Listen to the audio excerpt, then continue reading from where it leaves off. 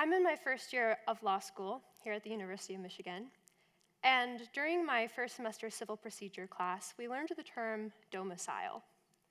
Now, for purposes of determining jurisdiction in federal courts, domicile means the place that you live and where you intend to remain. You can only have one domicile at a time, and our professor asked us to think about what our domicile is. I had to think about this for a while.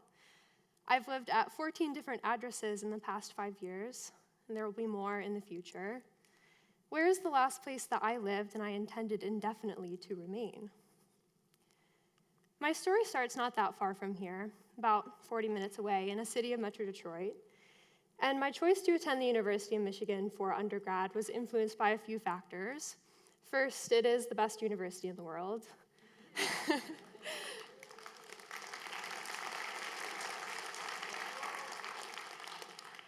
Second, my mom was very sick, and being close to home was important for me. Being able to receive financial aid from U of M was incredibly impactful in me being able to attend U of M without worrying about burdening my family during this time.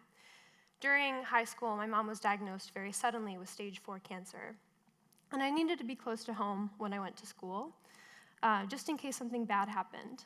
And a few weeks after my first year of undergrad, a couple weeks after finals, that unthinkable something bad did happen, and my mom passed away. Now, losing my mom at this young age was really impactful. It completely shattered my idea of what home was. I not only lost a parent, but I lost my house, and I lost the sense of stability that I had come to understand for myself growing up. Now, I didn't get through it alone, of course. It's important to say that.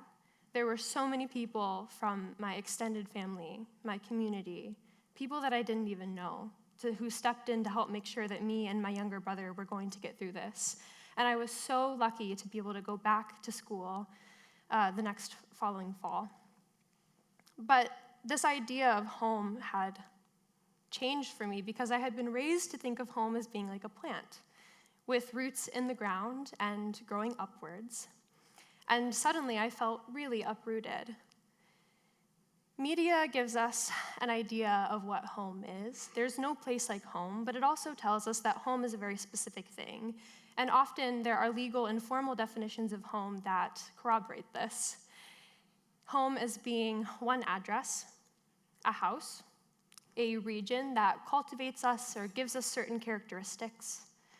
Home as a very normative idea of family, a married mother and father and biological children living as an immediate family unit in a house. But some of us have stories that differ from this norm. I'd wager that a lot of us have differences in some way or another from this very normative concept of home. And when I came back to the very privileged environment of the school, of a university, this difference became very stark to me. Having dorm mates have their parents help them move in, and them asking me why my parents weren't helping me. Walking around town with mentors or professors and having them point to different restaurants and say, "This is a great place for your parents to take you to." So people ask, "Are you going home for break?" and having to explain that home was not as easy to answer. And the eternal first question that is always asked in the university setting and is still asked to me to this day in grad school, "Where are you from?" Some of us have complicated stories when it comes to that. And sometimes home changes for us at one point in our lives or another, and sometimes it's not by choice. Sometimes we do choose it. We move for work, for school, for a partner, for a new opportunity. And sometimes it's not by choice. Sometimes we go through things like divorce, death, financial struggles, natural disaster, war. There are so many things that can change what home is for us. So, as a young person, feeling very alone, even though I really wasn't, I started to think that home might be like a snail. All right, if I don't have roots, I will carry home on my back with me. I'll be completely independent, and all right, we'll work with it. This manifested physically in a lot of ways. I tried to whittle down my possessions to whatever could fit in the back of a car and I could take with me to a next place very quickly. I had a hard time getting settled in anywhere. I was always looking ahead to the next step. Where's the next place I'm going? And this was also necessarily very mental. I had a hard time sometimes making deep connections and connecting with people out of this subconscious fear that one of us is going to be leaving soon, so what's the point in getting attached and feeling hurt when this all disappears? I think it's a very common symptom of grief to feel isolated in this way. It also led to a lot of different adventures for me, traveling light like this. Not only Ann Arbor for school, but a lot of other adventures, including, but not limited to, rural Michigan during the COVID-19 pandemic, staying in the Pinky of Michigan with some friends, working at a bakery and exploring the woods up there, expanding outwards to New England, where I, for a couple months, read and lived Thoreau in the woods of New Hampshire with the New England Literature Program. Yeah. A semester in DC where I worked in child advocacy and learned that law was what I wanted to do for a career. Quick pit stop in Florida, a less quick pit stop in Georgia, where I learned to stay for a little while, to breathe, to accept help and love and care from family friends who I now consider to be my dearest family. And my big adventure last year, moving across the ocean to teach English on a Fulbright grant in the country of Latvia, and a lot of other stops along the way. My adventures have taken me up mountains, to the shores of oceans, through multiple city streets, through different languages and cultures. They've taken me through the most terrifying of solo travel experiences and the most lonely times of my life. But they've also given me the opportunity to meet so many different kinds of people that I never would have met otherwise, and have given me so many celebratory opportunities and moments with these people. I want to talk about my time in Latvia because it was very important in what I now consider home to be like. And a lot of times, the first question I was asked while I was over there and when I came back was, why Latvia? And the answer is, it's because my grandfather once called this place home. My grandfather, when he was in his early teens, packed up in the middle of the night with his family and left their family farm to avoid the Soviet occupation. My grandfather passed away when I was quite young, but I had always had this desire to go to this country and learn more about my roots in this sense. And when I got this incredible opportunity to go and do this through Fulbright, I had this subconscious desire, this hope maybe, that I would go and suddenly everything would make sense. Something would click. I would find home in this place that I'd never been before, in this place that my ancestry came from, and I would feel this sense of home again. And I think I was subconsciously a bit disappointed when I didn't find that, at least not right away. See, I was still an American living in a foreign land with a non-native language being spoken around me most of the time, seeing food in the grocery store that I had never seen or eaten before, with people all around me that I had never met, that had completely different cultural upbringings than I had. And I started to think in the most dark and cold days of the Latvian winter, okay, maybe home for me is nowhere. Maybe I'll continue to be a wanderer, and maybe I'm okay with that. But maybe home will continue to be the memory of a feeling that I might never achieve again. But I learned a lesson while I was over there, and this lesson came through the medium of a family of Ukrainian refugees that I worked with.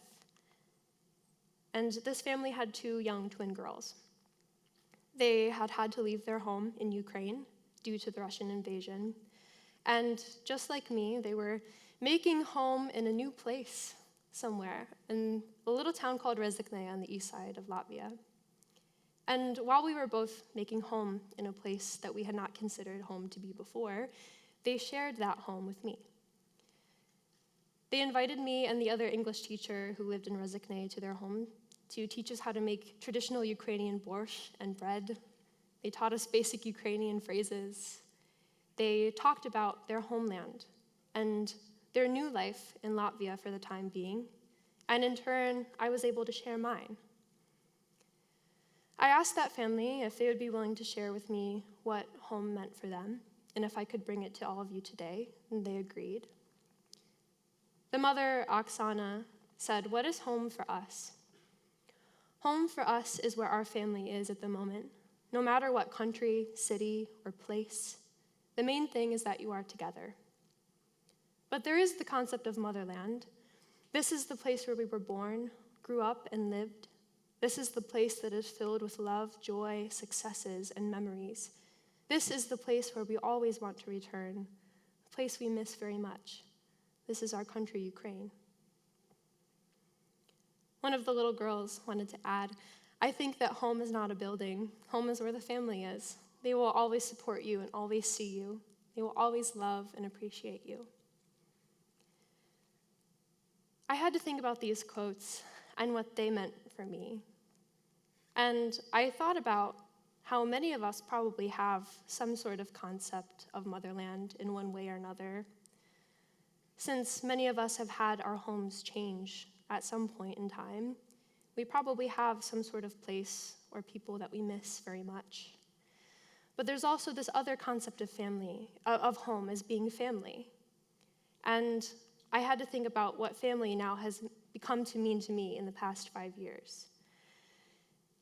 Home has not just been immediate family, as I might have been raised to believe, but home has expanded.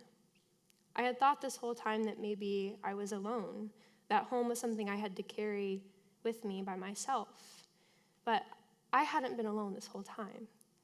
I had my chosen family, and that included extended family that I got to know better through all of this, friends that I've slept on couches with, my neighbors sometimes, my communities, my coworkers, my fellow students, and so many other people. People that I've shared brief meals with, or deep conversations with, or passing kind moments with.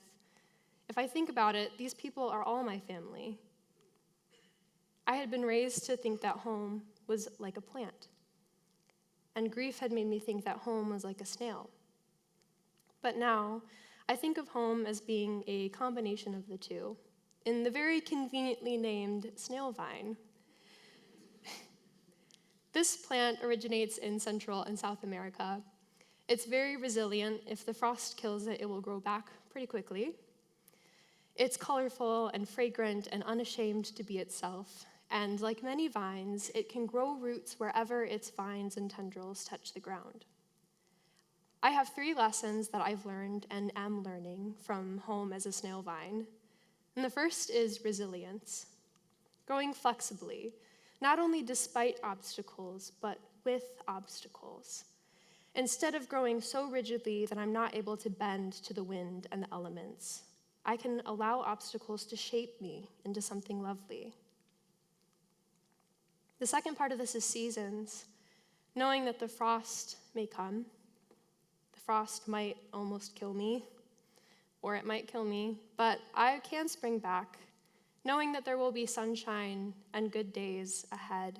Help me when there are bad days. And it allows me to allow myself to be dormant in some seasons and to thrive in others. The second lesson is reservoir, and I love this word because it implies a drawing from deep within. The first is knowing my sources of strength. When I think about my mom, and I think about places and people that I have loved and lost before, sometimes I feel sorrow, of course. But I've also come to realize that that love has never left me. That love is always with me and something I can draw on when I'm feeling alone. And it also implies knowing myself, knowing what nutrients that I need and how I can give them to myself. I know that wherever I go, if I can find a challenge, a way to push myself to keep growing, if I have a mission, I'm going to feel more at home in that space. And the third lesson is relationships, probably the most important one: being part of the ecosystem around you. When I thought about home as being like a snail, I thought that meant I had to be completely independent. But even snails are part of nature. Even the very solitary types of snails exhibit social behaviors, and they need to feed off of the world around them to survive. And inevitably, whether they like it or not, they end up giving back to the cycle of life as well. And humans are no different. We're also part of nature. Being part of our ecosystem means choice. It means choosing to participate, choosing to care, even if it's hard, choosing to love and to be loved, which is easier said than done sometimes. But it's an important choice nonetheless. My call to action to you today is to think about what home means for you. How do you make home for yourself? What are the assumptions that you might make about what home means for other people? And I wonder if there's a question we can ask, especially in the university setting and in other settings as well, that isn't right out the gate, where are you from? I wonder if there's a question that can allow people to contribute whatever home means to them at the time, as important as it is to them, or as complicated as it is for them. I wonder if we can ask questions that focus more on the present self that we bring to situations. What brought you here? To TEDxUofM? To the University of Michigan? What brought you here today? What's your story? This is mine. What's something you like people to know about you? And my favorite new fun one, tell me something boring about yourself. Hi, my name is Madison. I like when ice cream has texture, like there's stuff mixed into it. My favorite color is yellow, and home for me right now is Michigan, but it's also wherever I go. Thank you.